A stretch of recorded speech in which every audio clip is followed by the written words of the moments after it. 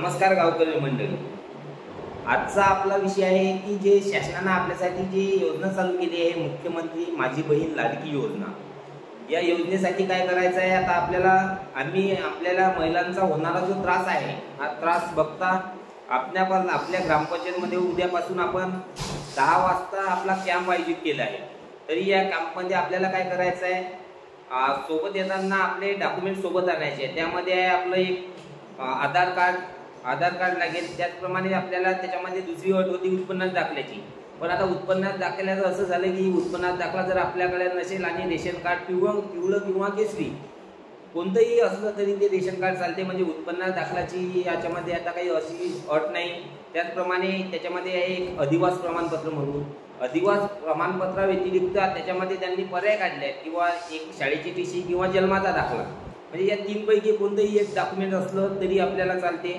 त्यानंतर आपला महत्त्वाचा विषय आहे की त्यामध्ये आपल्याला बँक पासबुक, जे राष्ट्रीयकृत बँका असतील त्या राष्ट्रीयकृत बँकेचे आपल्याला पासबुक सोबत आणायचं आहे।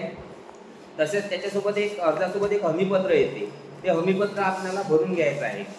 तरी आपण हे सर्व जे डॉक्युमेंट्स आहेत आणि याच्यासोबतच एक आपला पासपोर्ट साईजचा फोटो आपल्याला सोबत आणायचा आहे, की तो जो अर्जासोबत जोडायचा आहे। म्हणजे याच्यामध्ये काय होईल, आधार कार्ड, रेशन कार्ड, आपलं पासबुक आणि असे जे टीसी सोबतच त्याच्यामध्ये त्यांनी जन्माला दाखल्याचा पर्याय काढला आहे। असे 4-5 डॉक्युमेंट्स आपल्याला गोळा करायचे आहेत। काही मोठे डॉक्युमेंट्स नाहीत, डॉक्युमेंट जवळपास आपल्या घरी हजरच आहेत। या सर्व डॉक्युमेंटची एक झेरॉक्सचा बंच तयार करायचा आहे, आणि हा बंच आपला पासपोर्ट फोटो याच्यासोबत जोडून हे आपल्याला उद्या 10 वाजतापासून आपल्या ग्रामपंचायतमध्ये आणायचं आहे। आम्ही इथं काय करणार आहे की आमची अंगणवाडी सेविका असतील, ग्रामपंचायत कर्मचारी असतील, आणि जे आम्हाला गावातून अजूनही जे मदत करू इच्छितात असे मुलं असतील, 8-10 जण आम्ही इथं बसून आपला जसे शांततेनं अर्ज येतील एक तसा अर्ज भरण्याचा आम्ही प्रयत्न करू। म्हणजे आपल्या गावातील आपल्याला काय करायचं आहे, पूर्णच महिला याच्यामध्ये घ्यायच्या आहेत। याच्यामध्ये काय आता सध्या कामाधंद्याचे दिवस आहेत,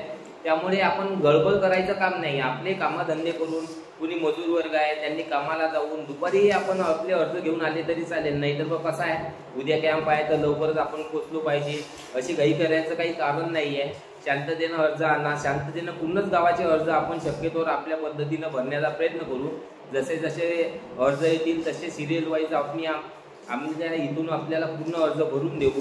सदर योजनेसाठी कुठल्याही प्रकारची फी आकारण्यात येणार नाही, म्हणजे आपले जे अर्ज आहेत ते पूर्ण निशुल्क पद्धतीनं भरले जातील। तरी उद्या 10 वाजतापासून आपले हे अर्ज स्वीकारणं चालू होतील। धन्यवाद।